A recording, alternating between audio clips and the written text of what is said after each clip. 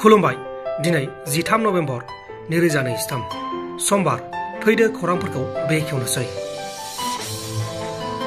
दिल्लीनि वेलकाम ओनसोलाव गंसे फायार क्रेकार फेक्टरियाव सासे 21 बोसोर बैसोनि सेंग्राया फेक्टरि सिङाव खामानि मावबाय थानाय समाव सुलपुर आरो पटास बमाखौ बानायनो थाखाय मिक्स खालामबाय थानाय समाव हरखाब ब्लास्ट जानायाव अबथिरायै जिउ गोमादों।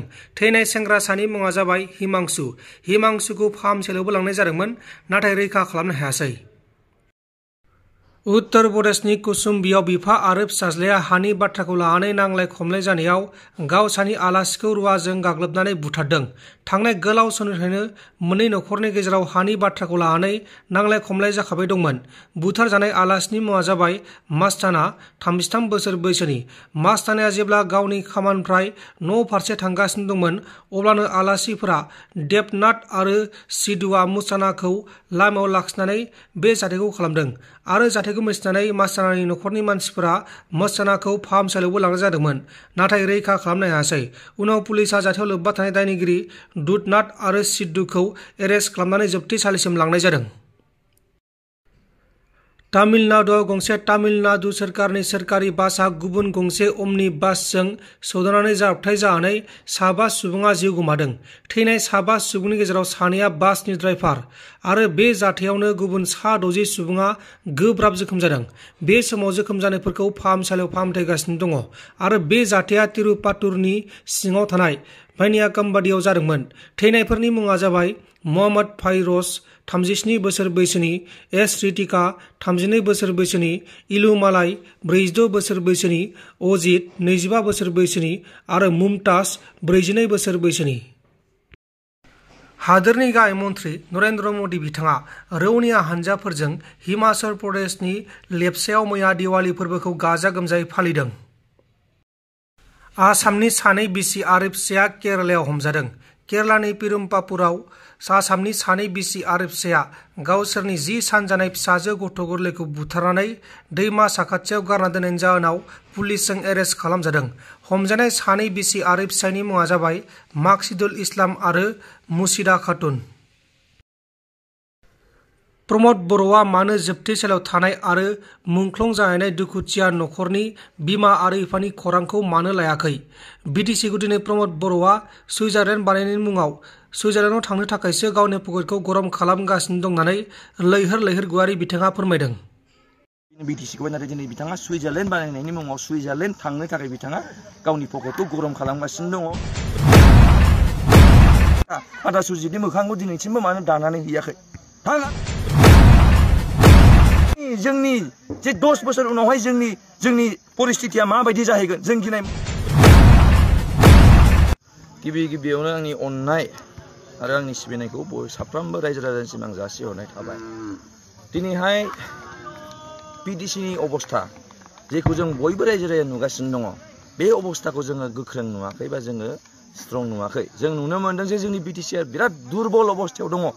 दा दुरबल अबस्थाया मानो जादों? जेरैहाय जोंनि नखरनि गार्जेन बा जोंनि नखरनि बिमा बिफाया जुदि थिग थायाबा, जेरै जोंनि फिसालाफोरा बा फिसाफोरा जेबायदि अभद्रमि खामानि मावनो नागिरो बा गाज्रि लामाजों आगान सुरफ्लाङो, थिग बेबायदिनो जे जोंनि बिटिसिनि गार्जेना बा जोंनि बिटिसिनि राजाया थिग नङैनि थाखाय जोंनि बिटिसिनि रायजो राजाफ्रा दिनै दुरबल जानांदों। बेखौ नुनाहाय दिनै जों सानदों, जों गोबां नायदोंमोन, जोङो दिनैहाय BPFआव जयेन जानायनि सिगां जोङो गुबुन पलिटिकेल पार्टिजों गैयामोन। नंगौ, बेक्तिगत मानसि हिसाबै जोङो सोरखौबा पार्टिखौ सापर्ट खालामो, नाथाय जोङो पलिटिकेल पार्टियाव हाबथ'नाय अबस्थायाव जों गैथ'वामोन। जों नायदों बिटिआर एकर्ड जानायनि उनावहाय जेब्ला जोङो दफाफोरखौ फरायदों, बे समाव नायदों आरो जों बुजिदों आरो जों मोजां मोनदोंमोन जे बिटिसि एकर्ड जानायनि उनावहाय जेसेबां डेभेलपमेन्ट जानांगौ जोंहा जाबाय। लामानिफ्राय लानानै दालांसिम जोंनि इनस्टिटिउसन सेक्टरावबो जोंना जानांगौ परिस्थितिया जोंना जाबाय बिटिसि एकर्डनि उनावहाय। दिनैहाय बिटिआर एकर्ड जानायनि उनावहाय जुदि एक्स एनडिएफबि आदामोनहा जुदि जेलनिफ्राय गगोनबा, जुदि एक्स एनडिएफबि आदामोननि थाखाय जुदि साख्रि मोनगोनबा, बा जुदि एक्स रुंसारि जालांनाय जाय बिथां मुंख्लंमोन दङ, जुदि बिथांमोननि न'खरा माबा मोनसे सेटेलमेन्ट मोनोबा जोंनि बर' रायजो राजानि थाखाय बे बिटिआर सुक्तिया मोजां होनना जों सानबाय थादोंमोन।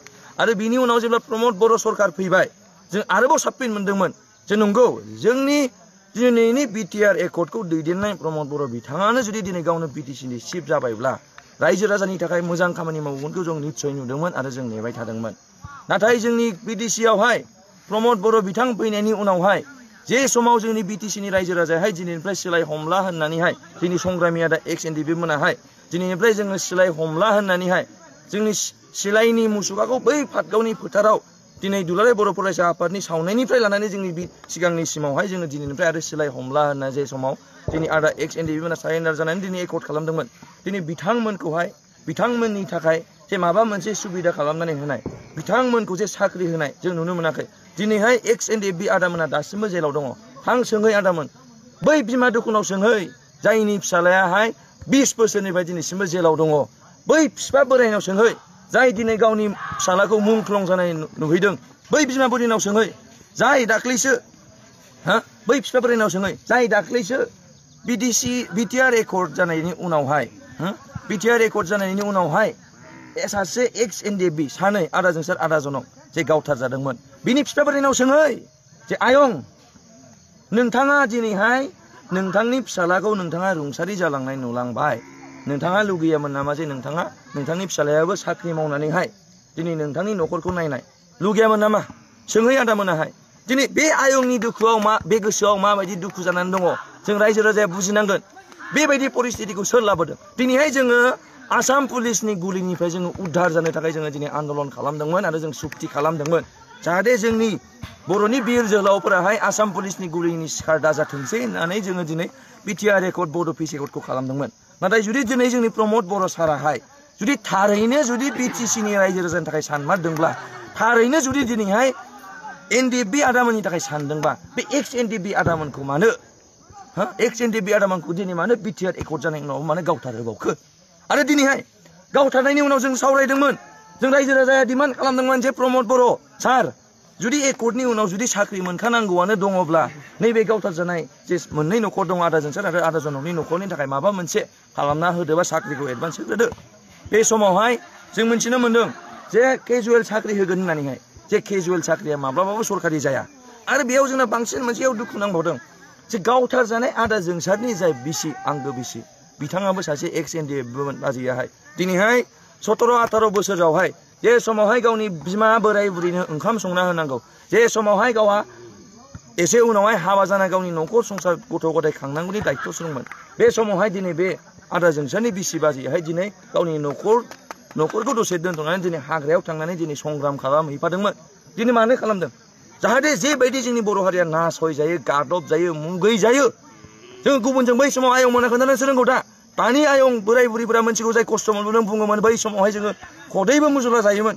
ट्रेन गाखोनो सान्ति गैयानो गुवाहाटियाव थांनो सान्ति गैया माहायबा गुवाहाटियाव थांनानै फरायहैनो सान्ति गैया जेरावबो गादब जानाय बेफोरनि थाखाय उद्धार जानो थाखाय बा रैखा खालामनो थाखाय दिनै बै जोंनि बर' बिमा जाय दिनैहाय गावनि बिमा बिफाखौ फुजिनांगौ समाव दसे दोनथ'नानैहाय दिनै हाग्रायाव थांना संग्राम खालामहैफादोंमोन। दिनै बिथांनो दिनै मारै 4 ग्रेड केजुवेल साख्रि जासिखो जे साख्रिया दर्जा फांनाय जे साख्रिया दर्जा खुलिनाय टेबोल फुगारनाय खोरखि फांनाय दै लाबोना होफैनाय हासिब सिबनाय साख्रिखौ सासे एक्स एनडिएफि जायनि फिसायाबो एक्स एनडिएफिआव आरो गावथार जाबावनाय बेफोरबायदि बिथांनो दिनै जोंनि प्रमद बर' सारनि नेतृत्वआवहाय दिनै इउपिपिएल सरकाराहाय दिनै बे एक्स एनडिएफि जाय गावथार जाबाय बिनि बिसियाबो एक्स एनडिएफिआव बिथांनो दिनै बे बाजैनो मारै दिनैहाय हासिब सिबग्रा साख्रिखौ दिनै प्रमद बर' सारा होनो जासिखो। नोंथांमोन दिननि खौरांफोरा बेखिनिल'मोन। बेखिनिसिम नायनायनि थाखाय नोंथांमोननिसिम रोजा रोजा साबायखर। गोजोन्थों एसेनोसै जय बर' हारिनि।